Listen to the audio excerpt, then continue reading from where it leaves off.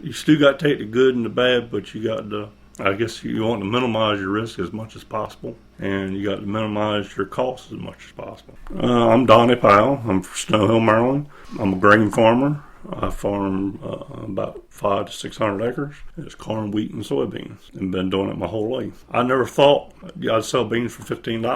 I always thought that's what it should be, but I never thought they'd be there. Same way with corn. I never figured to sell corn $8, $9 a bushel. And if they weren't there, if it falls back to $4 to $5 a bushel, you will not meet your expenses because your input of everything else has gone up. I try to manage what I put in. Your soil is just like your bank account. If you don't keep putting stuff in it, eventually you're going to have nothing. My father gave me a good advice one time. You got to raise it before you can sell it.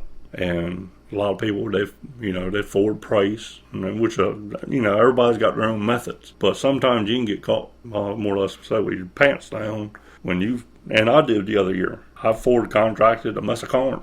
And then when it come time to harvest it, I didn't have it. From then on, I was more leery of how I marketed my grain. I made sure I raised it, even if I put it in a bin, and even last year. And crop insurance, I came into that. I guess when the government got into it, I had some farms that the wildlife would eat me up, or which I farmed from one end of the county almost to the other end of the county. And one end of the county would be dry, and the other end of the county may flood out with too much rain.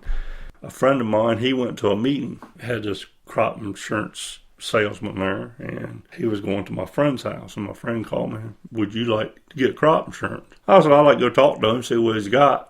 I said, because I didn't want to go through that year again. If I went through another year like that, I'd been broke. So I went back and went to my friend's house, and he broke open his books and papers and everything. I planted one farm in soybeans. The soybeans were beautiful. I had many comments and everything. And about 2 weeks before I went to harvest, we got 15 inches of rain. All you could see, the beans were probably to my waist, and I'm 6'4", so that tells you how tall I am. My beans were to my waist, and all you could see of those soybeans was about 6 inches of them sticking above the water. The rain ruined them.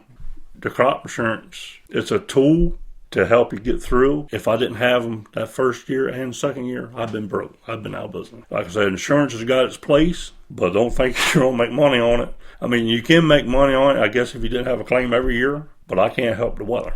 And some people say, well, I wouldn't put money in crop insurance, I'd put it in irrigation. Well, you can't really put irrigation on somebody else's land. You can't afford to. And the landlord, he wants to be paid regardless of if you make money or not.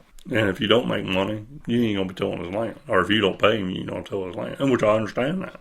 I can't say it's changed my farming. It is a good safety net. But my advice would be check into it, at least look into it.